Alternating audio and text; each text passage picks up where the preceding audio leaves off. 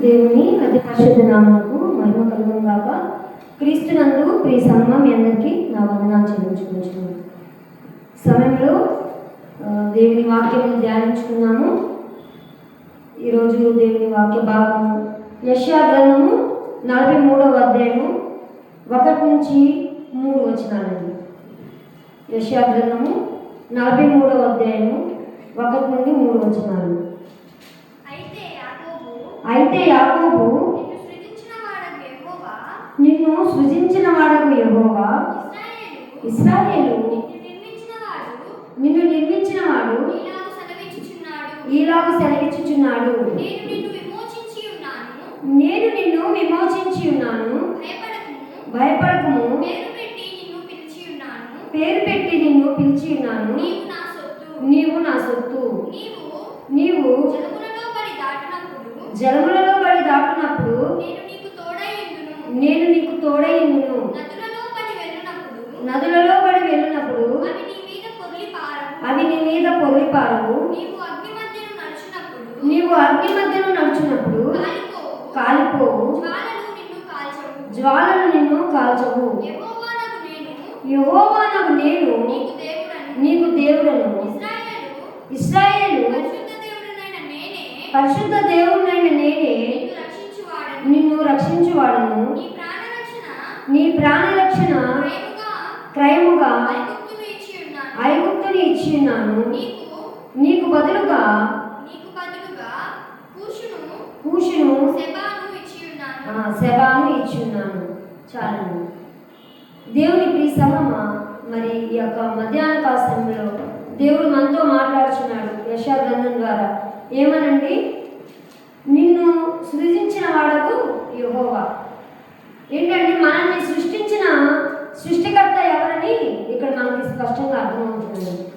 మనల్ని సృష్టించింది ఎవరండి? మన సృష్టికర్త యెహోవా, దేవుడైన యెహోవా. ఇక్కడ దేవుడు మనకి ఎన్ని విషయాలు తెలియజేస్తున్నారంటే, ఈ యొక్క 43వ అధ్యాయంలో మనము ధ్యానించేది 3 వచనాలు అయినప్పటికీ మనకి ఈ 3 వచనాల్లోనే ఎన్నో విషయాలు దేవుడు మనకు తెలియజేస్తున్నాడండి. మొట్టమొదటి వచనంలో నిన్ను సృజించిన వాడకు యెహోవా. ఒకటోది ఏంటంటే మన సృష్టికర్త దేవుడైన యెహోవా అని ఇక్కడ మనకి స్పష్టంగా తెలియజేస్తున్నాడు. రెండవదిగా చూస్తుంటే ఇశ్రాయేలు నిన్ను నిర్మించిన వాడు ఈలాగా సెలవిచ్చుచున్నాడు. ఎవరంటే? నిర్మించిన వాడు. అంటే నిర్మించిన వాడు అంటే ఎవరండి? నిర్మించడం అంటే మనం చూసుకున్నట్లయితే మనం నిర్మించబడిన రీతి ఏ విధంగా ఉందో మనకు ఆదికాండము 2వ అధ్యాయంలో చూసుకున్నట్లయితే మనకు స్పష్టంగా అర్థమవుతుందండి. ఒకసారి ఆదికాండము 2వ అధ్యాయము 7వ వచనం చూడండి. దేవుడైన యెహోవా నేల మట్టితో నరుని నిర్మించి వాని నాసికారంధ్రములలో జీవవాయువును ఊదగా నరుడు జీవాత్మ అయ్యింది. ఎలా నిర్మించాడంట మనల్ని? నేల మట్టితో. దేవుడైన యెహోవా. ఇక్కడ కూడా మన దేవుడు ఎవరనేది మనకి ఇక్కడ స్పష్టంగా అర్థమవుతుందండి. ఏంటి ఒక్కటి గుర్తుపెట్టుకోవాలి, ఈ లోకంలో మన తల్లి కానీ తండ్రి కానీ ఎవరు ఒప్పుకున్నా ఒప్పుకోకపోయినప్పటికీ మన ఈ యొక్క సృష్టిని సృష్టించిన సృష్టికర్త దేవుడైన యెహోవా, మనల్ని నిర్మించిన వాడు కూడా దేవుడైన యెహోవానేనండి. ఇక్కడ ఆదికాండము 2వ అధ్యాయము 7వ వచనంలో మనం ధ్యానించుకున్నాం. ఏమని? దేవుడైన యెహోవా అని రాయబడింది కదండి స్పష్టంగా. అంటే మనల్ని సృష్టించిన సృష్టికర్త దేవుడైన యెహోవా. మరి అంత మాత్రమే కాదు, దేవుడైన యెహోవా నేల మట్టితో నరుడిని నిర్మించి వాని నాసికారంధ్రములలో జీవవాయువును ఊదగా నరుడు జీవాత్మ అయ్యింది. అంటే మనల్ని ఇక్కడ ఏమన్నాడు? మళ్ళీ యెషయా గ్రంథంలో మన కాంటెక్స్ట్లోకి వస్తే ఇశ్రాయేలు నిన్ను నిర్మించిన వాడు ఈలాగా సెలవిచ్చుచున్నాడు. మనల్ని ఎవరు నిర్మించారంటండి? యెహోవా దేవుడు, దేవుడైన యెహోవా. అది ఆదికాండంలో ఆరంభంలో అసలు మనిషి యొక్క సృష్టి యొక్క ఉత్పత్తి క్రమం అంతా మనం చూసుకున్నామండి. అన్నింటినీ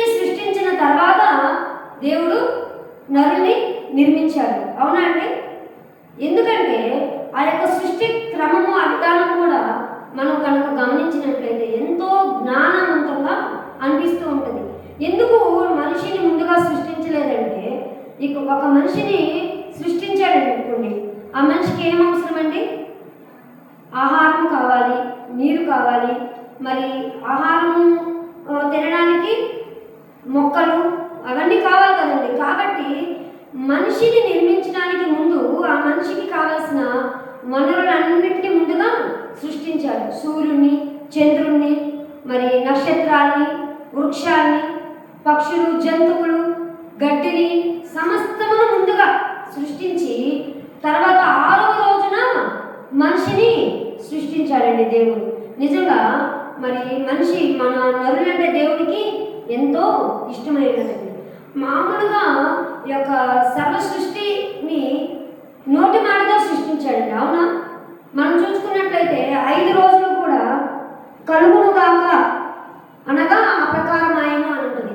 ఆదికాండము 1వ అధ్యాయంలో కనుక మనము ఈ యొక్క సృష్టి యొక్క ఉత్పత్తి క్రమం కనుక గమనించినట్లయితే ఏ విధంగా సృష్టించాడండి సర్వ సృష్టిని? నోటి మాట చేత కలుగును గాక అని వాక్కు పలకగా ఆ ప్రకారము అన్నీ కలిగినాయి. వెలుగు కలుగును గాక, ఏమిటి? సమస్తము కలుగును గాక అని మాటతో సృష్టించాడు. కానీ మనిషిని మాత్రం తన స్వహస్తాలతో నిర్మించాడు. మనం చూసాం కదా మనిషిని ఏ విధంగా నిర్మించాడని. ఆదికాండము 2వ అధ్యాయము 7వ వచనంలో కనుక మనం చూసినట్లయితే, దేవుడైన యెహోవా నేల మంటితో నరుని నిర్మించి వాని నాసికా రంధ్రములలో జీవవాయువును ఊదగా నరుడు జీవాత్మాయను. కాబట్టి కలుగును గాక అనే మాటతో కాదు, కానీ తన స్వహస్తాలతో మన్నుని తీసుకొని మరి నరుని ఒక రూపమును నిర్మించాడు. అంత మాత్రమే కాదండి, తను ఆత్మస్వరూపి అయిన దేవుడు స్వయంగా తన ఆత్మనే మనకు అనుగ్రహించాడు. ఎందుకని? 1వ అధ్యాయము ఆదికాండం 1వ అధ్యాయము 26, 27 వచనాలు కనుక మనం చూసుకున్నట్లయితే అక్కడ త్రియేక దేవుడైన యెహోవా మరి త్రిత్వంతో వారు మాట్లాడుకున్న సందర్భాన్ని మనం కనుక చూసుకున్నట్లయితే మన స్వరూపమందు ఏమని చదవను? దేవుడు తన స్వరూపమందు నరులను సృజించెను. దేవుని స్వరూపమందు వారిని సృజించెను. స్త్రీనిగాను పురుషునిగాను వారిని సృజించెను. దేవుడు వారిని ఆశీర్వదించెను. 24 వచనం చూడండి అమ్మా. 26 చదువు. దేవుడు తన స్వరూపమందు అది తన పోలిక చొప్పున నరులను చేయడము, వారు సముద్రపు చేపలను, ఆకాశ పక్షులను, పశువులను, సమస్త భూమిని, భూమి మీద ప్రాకు ప్రతి జంతువును ఏలుదురుగాకని పలికెను. మరి మనిషిని సృష్టించుటలో, మనిషిని నిర్మించుటలో దేవుని యొక్క ప్రణాళిక ఏమై ఉన్నదండి? ఏమన్నాడు? మన స్వరూపమందు మన పోలిక చొప్పున నరులను చేయటము. వారు ఏం చేస్తారంట? వారు ఆకాశ పక్షులను, సముద్రపు చేపలను, పశువులను, సమస్త భూమిని, భూమి మీద ప్రాకు ప్రతి జంతువును ఏలుదురుగాక అని పలికెను. అది దేవుని యొక్క చిత్తమైనది కనుక మరి ఆయన మనిషి విషయంలో ఆయన ప్రణాళిక ఏమైనదంటే సముద్రపు చేపలను, అంటే సముద్రంలో ఉన్న ప్రతి వాటి మీద, మరి ఆకాశ పక్షులను, ఆకాశంలో ఉన్న ప్రతి వాటి మీద, మరి భూమి మీద ప్రాకు సమస్త భూ జంతువుల మీద ఏలుబడి చేయాలని నరుని విషయంలో ప్రణాళిక కలిగి ఉన్నాడు. కనుక మనిషి కంటే ముందుగా వాటన్నిటిని 5 రోజులు సృష్టించి ఆ తదుపరి 6వ దినమున నరుని నిర్మించాడు. ఏ రీతిగా నిర్మించాడండి? తన స్వరూపం అందండి, తన ఆత్మ చొప్పున, తన పోలిక చొప్పున. తన పోలిక అంటే ఏంటి? దేవుడు ఏ పోలిక కలిగి ఉన్నాడండి? ఆత్మస్వరూపి అయిన దేవుడు, ఆయనకి రూపం లేని నిరాకారి అన్నమాట. కాబట్టి తన పోలిక చొప్పున, తన స్వరూపము, తన రూపమే స్వయంగా మనకిచ్చి, తన ఆత్మనిచ్చి మనల్ని నిర్మించున్నాడు. కాబట్టి ఇక్కడ మనకేమర్థమవుతుంది? మనల్ని అందరినీ, ఈ యొక్క సమస్త సృష్టిని మరి మనిషితో సహా సృష్టించిన సృష్టికర్త అయిన వారు ఎవరంటే దేవుడైన యెహోవా. అంత మాత్రమే కాదు, మనల్ని నిర్మించిన వాడు కూడా దేవుడైన యెహోవా. ఏ రీతిగా నిర్మించాడండి? నిజంగా మన తల్లిదండ్రులు పలానా మనిషి పలానా తల్లిదండ్రులకు పలానా వాళ్ళు పుట్టాలని కూడా దేవుడు తన అనాది కాల ప్రణాళిక చొప్పున జగత్తు పునాది వేయబడక ముందే ఆయన సంకల్పంలో మనము ఉన్నామండి. ఏదో ఈ రోజున మరి వివాహమై భార్యాభర్తలుగా ఉండి వారి బిడ్డలు పుట్టారంటే ఏదో యాదృచ్ఛికంగా జరిగిపోతుందని అనుకుంటామేమో, కానీ ఎంత మాత్రము కానీ కాదు దేవుని ప్రియులారా. ఒక మనిషి ఒక నరుడు భూమి మీదకి వచ్చాడు అంటే అది దేవుని యొక్క అనాది కాల ప్రణాళిక. అది ఎప్పుడంటే జగత్తు పునాది వేయబడక మునిపే అని కొత్త నిబంధనలు ఎఫెసీయులకు రాసిన పత్రికలో పౌలు గారు చేత దేవుడు వ్రాయించున్నారండి. జగత్తు పునాది వేయబడక మునిపే నీవు నేను దేవుని యొక్క సంకల్పంలో ఉన్నామంటే, మనం ఎంత దేవుని ప్రణాళికలో ఉన్నామంటే మనము మరి ఆశీమాషి కాదండి. మనం ఎంతో అందుని బట్టి అతిశయించవలసిన వారమై ఉన్నాము. కాబట్టి మనం నిర్మించిన వాడు దేవుడైన యెహోవా. మనం అనుకోవచ్చు వీళ్ళకే మనం ఎందుకు పుట్టాము, చాలా ధనికులకు పుట్టొచ్చు కదా, లేదా చాలా ఇంకొకరు పుట్టొచ్చు కదా, ఆ దేశంలో పుట్టొచ్చు కదా, ఆ రాష్ట్రంలో పుట్టొచ్చు కదా అని. ఏది కూడా మనం అనేది మన సొత్తు ఎంత మాత్రం కానే కాదండి. మనమంతా దేవుని యొక్క నిర్మాణంలో మనం ఒక పాత్రమై ఉన్నాము.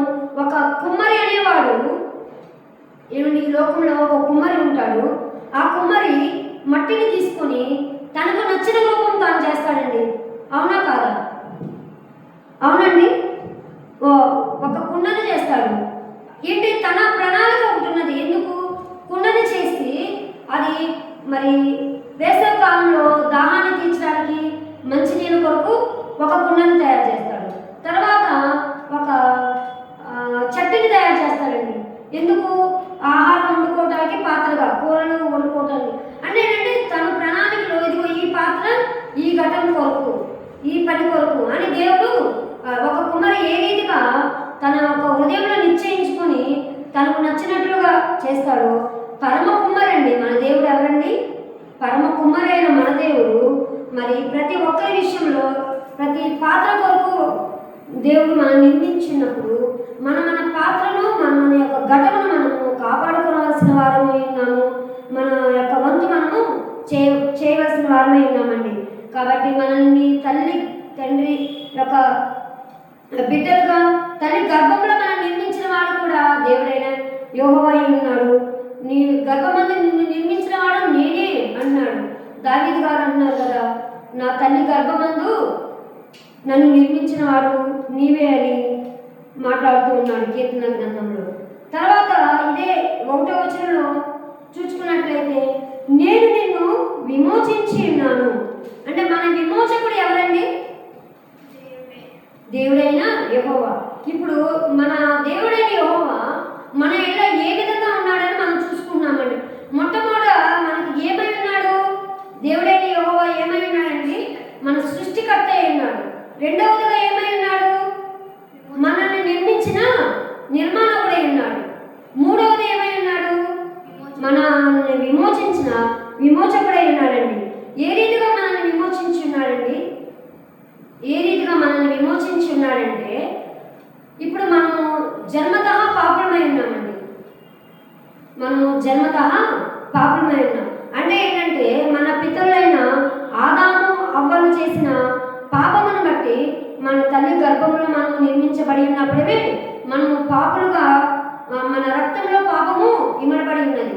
అయితే ఆ పాపము నుండి ఆ శాపము నుండి యేసుక్రీస్తు ప్రభుల వారిని మనము సొంత రక్షకునిగా అంగీకరించుట బట్టి మనము ఆ యొక్క జన్మ పాపం నుండి విమోచించబడి ఉన్నాము. కాదంటారా? ఇప్పుడు మనం ఉన్న మనమందరము విమోచించబడిన వారమా? కాదండి. మన జన్మతః వచ్చిన ఆ పితరుల పాపం నుండి మరి యేసుక్రీస్తు ప్రభుల వారిని సొంత రక్షకునిగా అంగీకరించుట కారణమును బట్టి మనము ఆయన రక్తమును బట్టి మనము విమోచించబడిన వారమై ఉన్నాము. తర్వాత చూసుకున్నట్లయితే భయపడకుము, పేరు పెట్టి నిన్ను పిలిచి ఉన్నాను, నీవు నా సొత్తు. ఏంటి ఇది? ఎంత గొప్ప వాగ్దానం అండి. అసలు ఈ మాట చదువుతున్న మనకి ఎంత ధైర్యంగా ఉంటుంది. భయపడకము, పేరు పెట్టి నిన్ను పిలిచి ఉన్నాను. నిజంగా ఏదైనా కానీ మనకి ఈ లోకంలో అందరూ కలిపి పిలిస్తే బాగుంటుందా? ప్రత్యేకంగా మనల్ని పేరు పెట్టి ఒకరు పిలిచారనుకోండి, మనల్ని గనపరిచినా, హెచ్చించినా, పిలిచినా సంతోషిస్తామా? అంటే అందరిలో ఒకరిగా ఉండడానికి ఇష్టపడతామా? మనం ప్రత్యేకంగా ఉండడానికి ఇష్టపడతామా అండి? చెప్పండి. మనల్ని ప్రత్యేకంగా పేరు పెట్టి మన స్కూల్లో కానీ కాలేజీలో కానీ ప్రత్యేకంగా పర్టికులర్గా మన పేరు పెట్టి పిలిచి మనల్ని ఆహ్వానించినప్పుడు ఏదైనా మనం ప్రజెంట్ చేయాలన్నా, మనల్ని హానర్ చేయాలన్నా, మనల్ని ప్రత్యేకంగా ఒక స్పెషల్గా ట్రీట్ చేస్తే మనం ఇష్టపడతాం. అయితే ఈరోజు మనం అనుకుంటా ఉన్నాము, మన కుటుంబంలో మనం ప్రతి ఒక్కరూ ఒక పేరు కలిగి ఉన్నాం. పేరు కలిగి అంటే ఒక ఐడి, ఒక గుర్తింపు ఫలానా అని. అయితే దేవుని దృష్టిలో కూడా మనం ఇంతమంది కోటాను కోటం అయినప్పటికీ ప్రతి ఒక్కరిది కూడా పేరు పేరున దేవుడు మనల్ని గుర్తుపెట్టుకుని ఉన్నాడండి. ఎందుకు మర్చిపోతాడండి ఆయన? ఇదే యెషయా గ్రంథంలో కనుక మనం చూసుకున్నట్లయితే ఆయన అంటున్నాడు కదా, నా అరచేతిలో నేను మిమ్మల్ని చెప్పుకొని ఉన్నాను. మనం ఈ లోకంలో ఏదైనా ఇంపార్టెంట్గా గుర్తుపెట్టుకోవాలంటే ఎక్కడ రాసుకుంటామండి? ఇప్పుడు మనకు ఒక మనిషితో మనం మాట్లాడాలండి. మనిషితో మాట్లాడాలంటే అతని ఒక ఫోన్ నెంబర్ మనకి అవసరం. అయితే అది ఇంపార్టెంట్ అయినప్పుడు మర్చిపోకుండా ఉండాలంటే అప్పుడు నేనైతే వెంటనే ముందు అరచేతిలో రాసుకోవడం నాకు అలవాటు ఉంది. ఎందుకు? అరచేతిలోనే మనం మర్చిపోం. గబాన్ని మనం కావాలని చూడకపోయినా కానీ మనం కనిపిస్తూ ఉంటుంది అనమాట. అయితే దేవుడు అంట మనల్ని తన అరచేతిలో మనల్ని చెప్పుకొని ఉన్నాడంట. అంటే ఇంతమందిని మరి ఎప్పటికీ ఎంతమంది ఉన్నప్పటికీ ఎప్పుడు కూడా మనల్ని మర్చిపోడండి. ఇప్పుడు ఒక వ్యక్తికి ఒక గొర్రెల కాపరి అనుకుందామండి.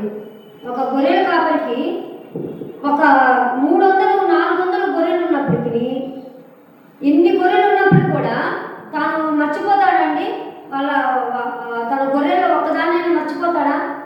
అది తప్పిపోయింది అనుకోండి, ఎప్పటికీ మర్చిపోడు. అది ఎన్ని ఉన్నప్పటికీ ప్రతి గొర్రెకు పలానా తన గుర్తింపు కలిగి ఏ విధంగా తను మర్చిపోకుండా ఉంటాడో, మనల్ని సృష్టించి మనం తల్లి గర్భంలో నిర్మించిన మన సృష్టికర్త నిర్మాణకుడైన దేవుడైన యెహోవా కూడా మన ప్రతి ఒక్కరిని కూడా పేరు పేరున పిలిచేవాడై ఉన్నాడు. పేరు పేరున వాడు గుర్తుపెట్టుకునేవాడే ఉన్నాడండి. ఇంకా అంటున్నాడు, అందుకని భయపడకము, నీవు నా సొత్తు. నా సొత్తు అంటే ఏంటి? నా ఓన్, నాది, నా సొంతం. మనదే అంటే మనకి ఎంత జాగ్రత్త అండి, ఎంత కేర్గా ఉంటాము. అది మనది కాదనుకున్నా, మనది కాదుగా ఏముందిలే అని అనుకో. కానీ ఇది మనదిరా, ఇది నీదిరా అని అంటే ఏమంటాం? అవునా ఇది నాదే అని అప్పటి నుంచి ఆ ఒక ఏదైతే ఒక వస్తువు ఉన్నదో ఆ వస్తువు విషయంలో కానీ ఏదైనా మనదే అని అంటే మనం ఎంతో శ్రద్ధ, బాధ్యత, ఆసక్తి ఉంటాము. అదే రీతిగా దేవుడు కూడా ఏమన్నాడు? నీవు నా సొత్తు, నీవు నా సొంతం అంటున్నాడు. మన సొంతం అంటే మన బండి కానీ, మన ఇల్లు కానీ, మన ఏ వస్తువైనా కానీ మనకి ఎంతో ఇష్టం కదండి. అదేవిధంగా దేవుడు కూడా నీవు నా సొంతము కాబట్టి మనమంటే దేవునికి ఎంతో ఇష్టము. ఇంకా అందుకని అంటున్నాడు కదా, నీవు జలములలో పడి దాటినప్పుడు నేను నీకు తోడైందును, నదులలో పడి వెళ్ళినప్పుడు అవి నీ మీద పొర్లి పారవు. నీవు అగ్ని మధ్యలో నడిచినప్పుడు కాలిపోవు జ్వాలలు నిన్ను కాల్చవు. నిజమేనండి. నీవు జలంలో పడి దాటినప్పుడు నేను నీకు తోడైందును అంటే నేను ఎప్పుడు మామూలుగా యాదృచ్ఛికంగా చదువుకునేదాన్ని కానీ మరి మనకు తెలిసిన ఇది ఒక 1 year బ్యాక్ అనుకోండి, మనకి ఇక్కడ కృష్ణా రివర్లో ఫ్లడ్స్ వచ్చినాయి కదండి. ఫ్లడ్స్ వచ్చేసి ఇక్కడ విజయవాడ, సింగనగర్ ఆ యొక్క సరౌండింగ్స్ మొత్తము కూడా దాదాపుగా కొన్ని మునిగిపోయినాయి ఆ ఫ్లడ్స్ వల్ల. ఇల్లు కానీ ఫస్ట్ ఫ్లోర్ వరకు, అపార్ట్మెంట్స్లో కూడా ఫస్ట్ ఫ్లోర్ వరకు మునిగిపోవడం జరిగి ఉన్నాయి. అది నేను నా లైవ్లో చూసిన ఆ యొక్క ఇన్సిడెంట్ అండి. ఏంటి అప్పుడు నాకు దేవుడు ఈ వచ్చినప్పుడు జ్ఞాపకం చేసింది. నిజమే కదా, నీవు జలములలో పడి దాటినప్పుడు నేను నీకు తోడైందును, నదులలో పడి వెళ్ళినప్పుడు అది నీ మీద పొర్లి పారుకొని. ఏంటని నిజమే. మనకు విజయవాడకు మనకు ఎంతో దూరం కానే కాదండి, మనకు పెద్ద దూరమే కాదు. మరి మనకు తెలిసిన వాళ్ళు, సమీప బంధువులు ఎంతోమంది మరి ఆ యొక్క ఇన్సిడెంట్ని ఫేస్ చేస్తున్నారు. అయితే దేవుడు అలాంటి సమయాల్లో కూడా మరి దేవుడు మనల్ని తప్పించిన వాడుగా ఉన్నాడు. ఏమండి, అలా ఏ విధంగా నేను నీకు తోడై ఉన్నాను. నిజంగా మరి మనకు తోడై ఉన్నాడండి, లేకపోతే మనము ఏమైపోయేవాళ్ళము. ఆ సమయంలో ఎంతో మంది ప్రాణ నష్టము, ఆస్తి నష్టము ఏమిటి మరి ఎంతో జరిగినాయి. అయితే అలాంటి పరిస్థితుల్లో కూడా వెళ్ళవలసి వచ్చినప్పుడు కూడా దేవుని కృపాహస్తము, కరుణాహస్తము మనకి తోడుగా ఉండి మనల్ని కాపాడుతూ వస్తుందండి. కాబట్టి ఇక్కడ చూస్తే మనకి తోడై ఉండే ఇమ్మానుయేలు అయిన దేవుడు మనకున్నాడండి. మనకి దేవుడు ఏ విధంగా ఉన్నాడంటే మనకు సృష్టికర్తగా ఉన్నాడు. మన తల్లిదండ్రుల నుంచి మన తల్లి గర్భంలో నిర్మించిన నిర్మాణకుడై ఉన్నాడు. మూడవదిగా మన యొక్క జన్మ పాపము, మనం పుట్టుతూనే మన పితరులైన ఆదాము అవ్వల ద్వారా సంక్రమించిన ఆ జన్మ పాపం నుండి కూడా మనల్ని వచ్చిన పాపం వల్ల వచ్చే జీతం ఏంటండి? మరణము. ఆ మరణం వల్ల నిత్య నరకము. కాబట్టి ఆ నిత్య నరకములో మనము నశించుకోకుండా ఆ యొక్క పితరుల ద్వారా వచ్చిన జన్మ పాపం నుండి మన రక్షకుడైన యేసుక్రీస్తుని అంగీకరించడం ద్వారా మనల్ని విమోచించిన విమోచకుడై ఉన్నాడు. తర్వాత జన్మలో పడి వెళ్ళినప్పుడు కూడా మనం మునిగిపోకుండా మనకు తోడుగా ఉండే ఇమ్మానుయేలు దేవుడిగా మనకున్నాడు. తర్వాత నీవు అగ్ని మధ్యలో నడిచినప్పుడు కాలిపోవు, జ్వాలలు నిన్ను కాల్చవు. చూడండి, మరి మనం చూసుకున్నట్లయితే ఆ యొక్క అగ్నిగుండంలో షడ్రక్, మెషక్, అబేద్నెగో అనేవారు ఉన్నారు కదండి. అగ్నిగుండంలో వేసినా కానీ అక్కడ కూడా ఏమున్నారండి? దేవదూత 4వ వాడుగా వచ్చి వారిని కాపాడింది. కాబట్టి దేవుడు హస్తం మనకి తోడుగా ఉంటే జలముల్లో వెళ్ళినా మనకి ఏమి కావు. అగ్ని మధ్యలో మనం నడిచినా మనము కాలిపోవండి. ఇంకా చెప్తున్నాడు కదా, యెహోవానగు నేను నీకు దేవుడును, ఇశ్రాయేలు పరిశుద్ధ దేవుడినైన నేనే నిన్ను రక్షించువాను. ఇంకొకటి ఎవరంటే మన రక్షకుడు, మన దేవుడు ఏమై ఉన్నాడంటే మనకు రక్షించేవాడుగా, రక్షకుడుగా ఉన్నాడు. ఎవరంటే రక్షకుడు అంటే ఎవరు? జీసస్ అండి. జీసస్ కున్నాం కొన్ని ఏమేంటి? రక్షకుడు. మత్తయి సువార్త 1వ అధ్యాయం 22వ వచనం కనుక మనం చూసుకున్నట్లయితే, తన ప్రజలను వారి పాపము నుండి ఆయనే రక్షించును గనుక ఆయనకు యేసు అను పేరు పెట్టుదు అని రాయబడిందండి. అంటే యేసు అంటే ఏంటంటే రక్షకుడు. మరి ఇప్పుడు మన అందరికీ రక్షణ ఎవరి ద్వారా వచ్చిందండి?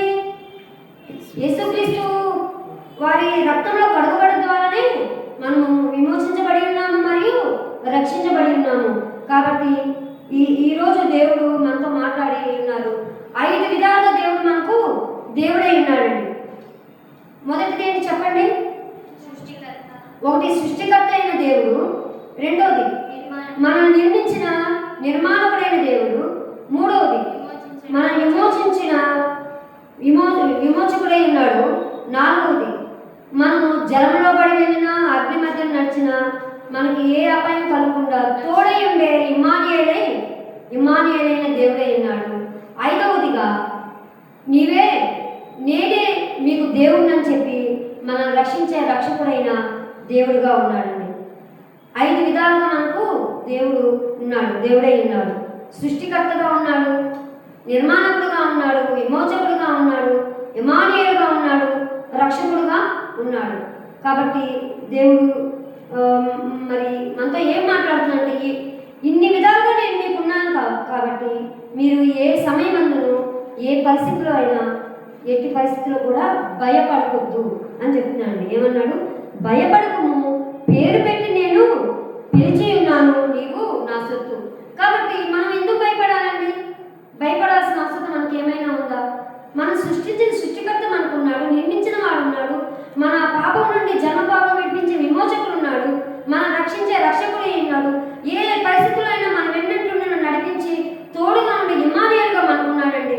ఇంకా మనం భయపడితే మనకి ఇంకా దానికి అర్థమే ఉండదండి. భయపడవలసిన అవసరం ఎంత మాత్రము లేదు. దేవుని ప్రియులారా, ఈ మధ్యాహ్న కాల సమయంలో దేవుడు నీతో నాతో మాట్లాడుతుండగా ఏ పరిస్థితికైనా దేవుడికి అప్పగించుకొని ఆయన మీద మనం భారం వేసినప్పుడు మన ప్రతి పరిస్థితి నుంచి విడిపించేవాడుగా, రక్షించేవాడుగా, తోడుండేవాడుగా మనం పేరు పెట్టి పిలిచి నీవే నా సొంతం, నీవు నా సొంతం, నీవు నాకు ఇష్టం అని చెప్పేవాళ్ళు ఎవరున్నారండి లోకంలో? ఎవరున్నా కొంతవరకే. ఏమి లేకుండా మనల్ని ఎవరు ప్రేమించరండి. ఈ లోకంలో ఎవరైనా ప్రేమించగలరా? ఏదైనా ఆశించకుండా ఎవరు ఏమి ప్రేమించలేరు. కానీ దేవాది దేవుడు మాత్రము ఏ స్వార్థం లేకుండా మనల్ని నీవు నా సొత్తు, భయపడకుము, నేనే నీ దేవుడును అన్నాడండి. ఏమన్నాడు? యెహోవా నేను నీకు దేవుడును అన్నాడు. కాబట్టి ప్రియులారా, ఈ సమయంలో ఇటు వాక్యం చేత మనందరము మరి ఆదరించబడుగాక. దేవుడి మాటలు తన వినికిలో దీనికి ఆశ్రయించుగాక. ఆమేన్.